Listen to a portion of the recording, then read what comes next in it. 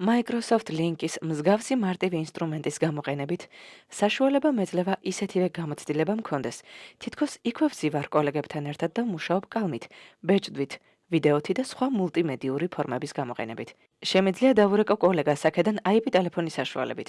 ამ შემთხვევაში IP ტელეფონს გამოვიყენებ. ახლა დავურეკავ ჩემს კოლეგას მერის, რომელიც მათემატიკას ასწავლის მე-9 კლასელებს.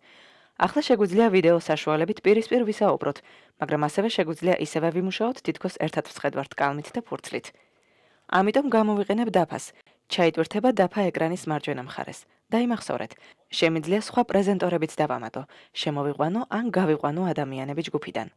შემიძლია დავიწყო კონცეფციის ახსნა მერისთვის, იგივე გზით, როგორც გავაკეთებდი ამას კალმით. და ახლა ვიტყვი, აი მინდა რომ აქ დაიწყოს ამ ფაზაში და გადავიდეს მეორე ფაზაში და შემდეგ დავბრუნდეთ უკან. და მერისაც შეუძლია საკუთარი კომენტარის დართვა და ცოდნის ჩემთან ერთად კონსტრუირება. მას შეუძლია ბეჭდოს ან კალამი გამოიყენოს. მერე მე სექცია მონიშნე.